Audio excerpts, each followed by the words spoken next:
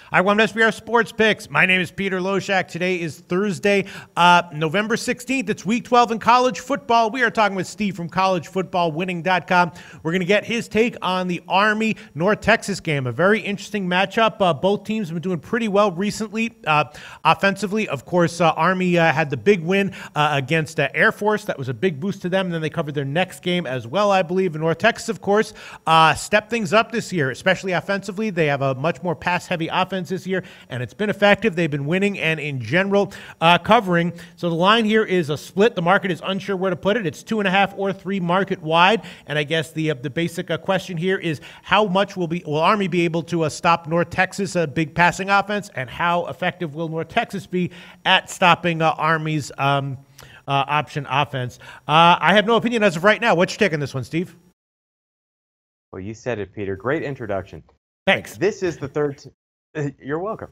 This is the third time that these two teams will play each other in the last 13 months. They split their 2 games last year, at least straight up. But in Army's 35-18 loss at West Point last year, the first time they played last year, the Cadets turned the ball over 7 times. So we don't expect that that's going to happen again. Army redeemed themselves straight up in the bowl game in overtime, but Army outgained North Texas in both games. So the question is, Peter, how have these teams changed, if at all, from last year to this year? So despite Army's 8-2 straight-up record this year, excellent record, by offensive and defensive production, the 2016 Army team outgained their FBS opponents by an average of 64.3 yards per game. This year's Army team, 2017, is outgaining their FBS opponents by just 15 yards per game. So they've actually gotten 49.3 yards per game worse on average. The biggest difference between 2016 and 2017 Army, the two different teams, has been turnover margin. Last year they were -3 on the season. This year they are +4. That's been the biggest difference.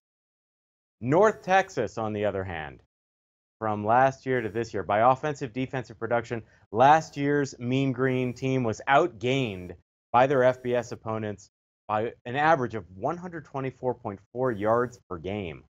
This year, North Texas is outgaining their FBS opponents by an average of 25 yards per game. So they've gotten, Peter, from last year to this year, 149.4 yards per game better. A huge improvement from North Texas. The Mean Green's biggest improvement has come, as you suggested, in the form of offense. They're 36.69% more productive than they were last year, and that improvement has been most pronounced in their passing game. Sophomore quarterback Mason Fine has increased his passing production by 78.37%. This year, the average passing offense that Army has faced so far ranks 77th in the FBS. North Texas's quarterback Mason Fine, he ranks 16th in the FBS versus FBS competition in passing yards, and he did not play in North Texas's loss last year to Army in that Heart of Dallas bowl game. Offensively, as we all know, Army is always pretty one-dimensional.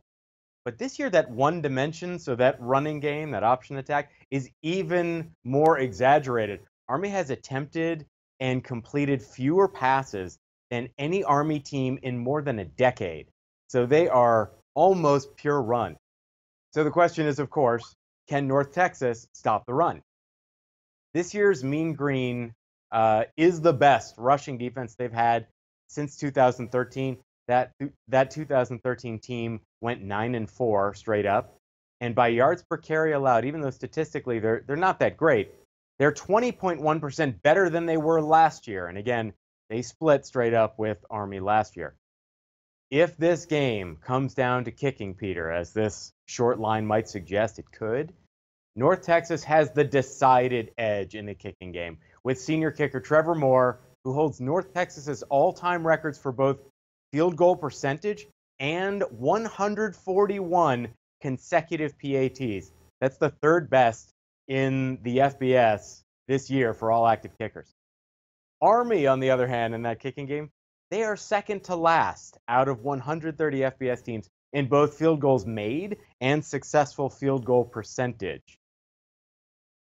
Since Army head coach Jeff Monken has been at Army. His greatest against the spread loss was to North Texas last year when they played them at West Point, failing to cover the closing spread by 34.5 points.